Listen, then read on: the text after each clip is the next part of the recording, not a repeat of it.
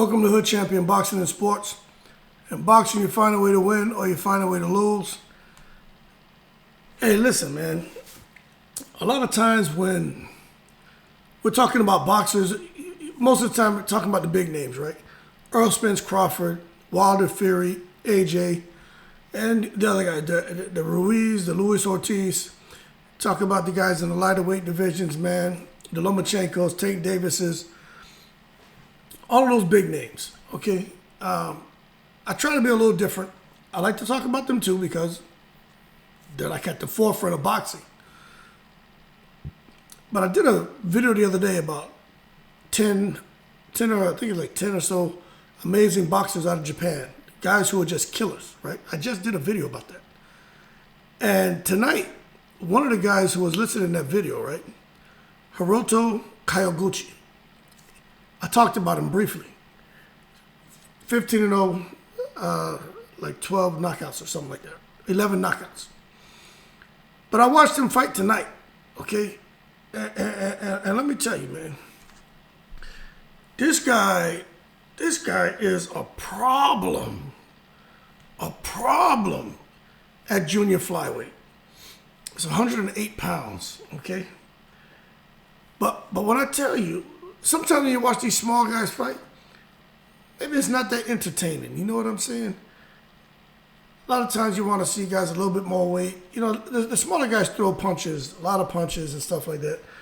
But, you know, it can often be a bit mundane depending on the fighter. But let me tell you, Japan has something going for themselves over there. They have some killers. But this guy, Hiroto Kyoguchi, he just demolished this fighter Bermudez, who was actually ranked number 8. And let me tell you right. That they should have stopped that fight earlier. They should have stopped the fight. He reminded me of. He's not as fast as Pacquiao, but he reminded me of like a Manny Pacquiao as far as his technique and combinations, but also of like a Chocolatito Gonzalez who, again, super sharp skills, does everything right, and just gets stronger as the fight goes on and doesn't stop punching. Like, no kidding. This man is a machine. Hiroto Kyoguchi. When I say a machine, I was watching that and saying he's going to kill him. Like, I honestly felt like he was going to kill Bermudez in the ring. That's how ridiculous and relentless the attack was. If you guys didn't watch it, right, you see in the first round, it gets pretty, you can see like, okay, there's something special here. But as the rounds kept going, he was just beating him and beating him and beating him and beating him, man. And I don't know why his corner didn't stop the fight. Maybe because he had Marco Antonio Barrera in his corner. And, you know, a lot of the guys fighting in Mexico, Bermudez is from Mexico. So he didn't want to let the crowd down. But Kyoguchi, let me tell you, I don't know how far in weight he can go. I don't know how, just as far as his climb up, 108, you know, if he can get up to 122 or I don't know what weight division he can go to. But I'm telling you, this guy is something special, man. The more you throw punches, the more openings you create. But watching him it's like Earl Spence in a way, you know, like Earl Spence, like as each round goes by, his volume of punches increases, his ferociousness increases, and he just every round breaks his opponent down. And if you don't have anything to make him think twice, you're in trouble. And that is what happened tonight. Now, there were a couple moments in that fight. Now, if you haven't watched him fight, I'm telling you, you guys, if you like Chocolatito Gonzalez, if you like Earl Spence, if you like Manny Pacquiao, you need to watch this guy, Hiroto Kyoguchi. See, you guys know those names. They may not know his name. But if you like those guys, you need to watch him. I'm telling you, That guy, he's the I think the only, I don't know if he's the only fighter, but he's the only Japanese fighter to win a world title within a year and like 3 months of turning pro. I don't know who else has done that, but I haven't done any research. But this guy is the only Japanese fighter to win a world title within like a year and 3 months of turning pro. So that tells you a lot about him and his character and his ability. But I don't know what he's going to do, man. These Japanese fighters, they can fight. I've done a video where I kind of talked a little bit about my experience fighting in Asia. And nothing on this level, okay? But I've been in boxing gyms, and I've been in boxing gyms around guys who are, like me, just trying to stay sharp, just staying busy, getting some friendly sparring. But inside those gyms, you see guys who are supposed to be on their way to representing the country in the Olympics. And I'm talking, Japan and Korea. And let me tell you, I know what those guys put themselves through. You know what I'm saying? And I know how arduous the training is and how grueling the trainers are. And it's rough on those guys. So that's why you see when they come out here and they're on the world stage performing, it's like you're watching that and saying, how in the world does somebody get themselves in that condition, in that shape? Because they get selected. And when they get ready to go represent the country, like there is so much money behind them and the training and everything. Like that's their job. No kidding, their job. And the country takes care of them. But if you like, like I said, those fighters who come in there with that destroy you mentality, you'll love watching this guy fight.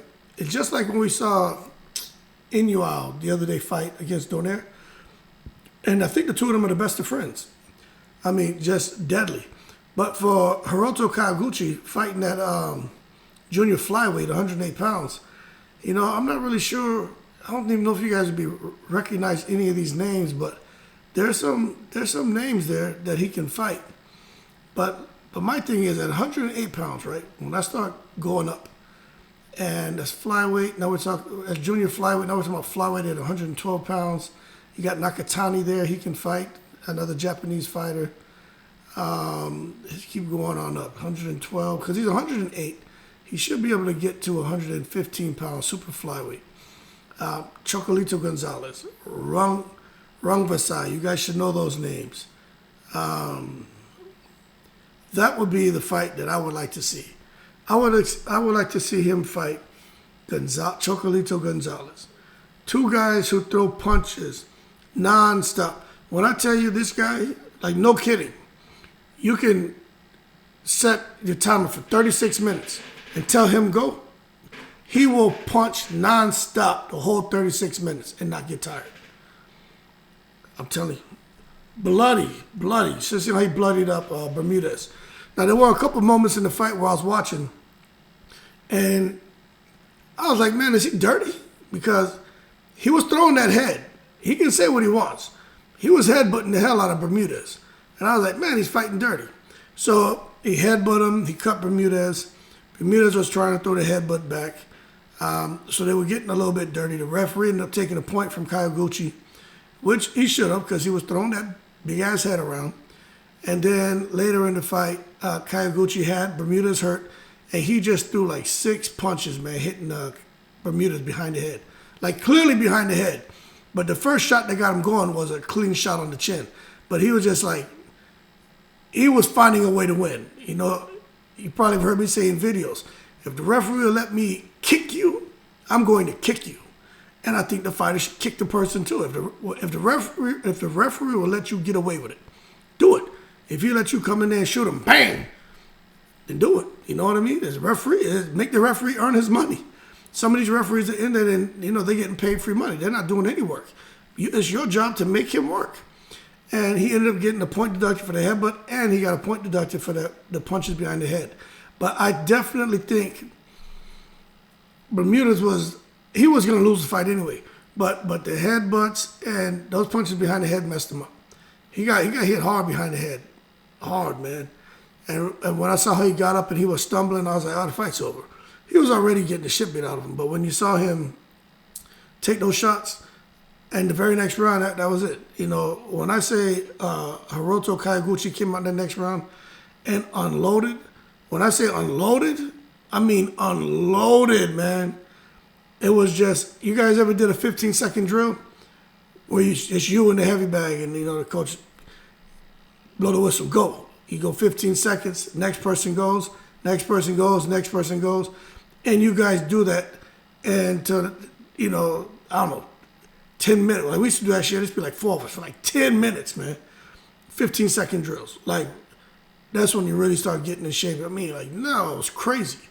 And you can't even move your arms no more.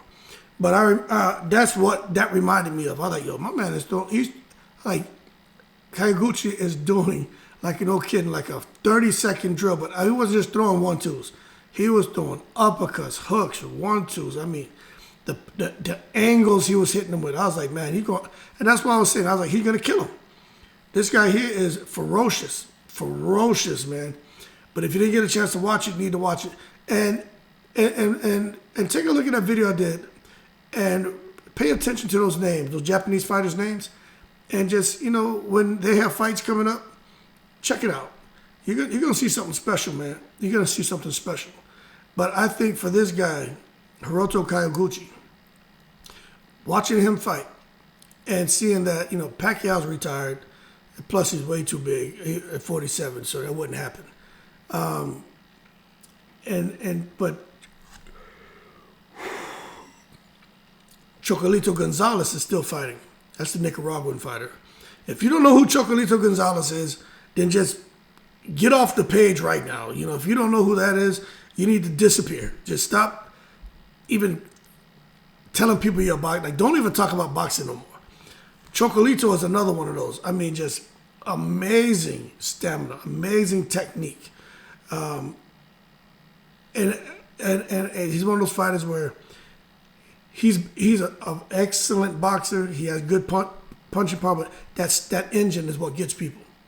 Non-stop. That work rate is ridiculous, man. I would like to see Hiroto Kyoguchi and Chocolatito Gonzalez fight. Because Kyoguchi is at 108. Gonzalez is at 115. 7 pounds is not that much of a difference to me. And Kyoguchi looks like he can, you know, definitely put on a couple pounds. I don't know how much weight Gonzalez can lose. I can't see Gonzalez coming all the way down. But if they could sort out an agreed upon weight and make that fight, and what's unfortunate about it is a lot of people don't know who Kyoguchi is. They would have to host that fight in Japan. I mean, this would be a fight that would be fight of the year, maybe fight of the decade to see these guys go at it. It's just amazing. But I just wanted to cover them real quick because I know a lot of people on other boxing channels, they don't talk about these guys. But I love boxing. I don't just love the big names, you know, Adrian Broner, the Thurmans, you know. I don't just love the Clarissa Shields. I don't just love the Serranos and Katie Taylor. Like, I like boxing. And I said, let me see what this guy's about. There were some other guys fighting on the card. I'm not gonna cover those guys. But this, I said, let me pay attention now. Okay, got my attention. Let me see what he's about. I've seen some highlights, but I was like, he's a problem. All those guys out of Japan, I'm telling you, they're problems. Those guys, they've been making noise for years, but, you know, like now just to see, it's like everything's coming full circle with title fights, unifications, undisputed. You know, this wave of the Japanese fighters. They had the wave of the European fighters. You know, you got the American fighters still doing their thing, you know, and it's just bubbling, man.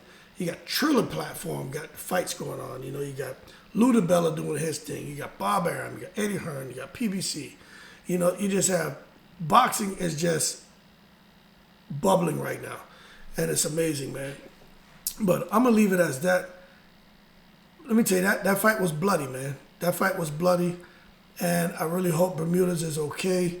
When you get beat like that and you walk out the ring, okay, everything looks okay on the surface, but what's going on behind the scenes, what's going on inside that brain, what's going on internally.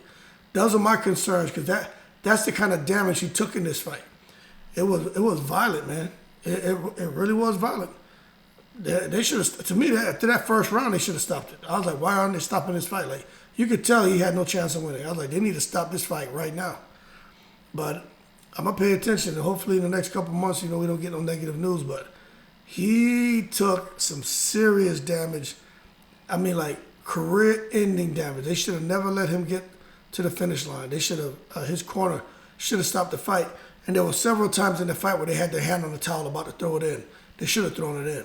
But he fought back. He threw some shots. Didn't really do any damage, but he showed that he had a pulse. But it wasn't good enough, man. They should have stopped that fight. He took unnecessary damage. And I'm like a broken record. I'm gonna stop. But that's how violent this fight was. So if you guys have some time, especially if you have kids or not, like me, when my kids go to sleep, that's when I take a couple hours, watch a little boxing, make videos. During the day, I'm so damn busy, man. That's why when I'm doing some of these videos, you see me yawning because my ass is tired. But it's all good. But when you have a little downtime, watch this fight. Or if they have the highlights, but the highlights not going to do any justice. You need to watch the fight. You won't regret it. And it's just amazing to watch this guy fight. But that's all I'm going to say about that, man. I'm about to do some other videos. Y'all keep cool. Like and subscribe if you enjoyed the video. I appreciate all support. Almost at 1,000. I started back in April. And it looks like we're starting to bubble, man, get a little momentum. And I really appreciate those who've been rocking with me for a while, recently subscribed. I really appreciate it, man. But I'm going to leave it as that. Y'all keep cool. Do another video. And as always, I'm in the break.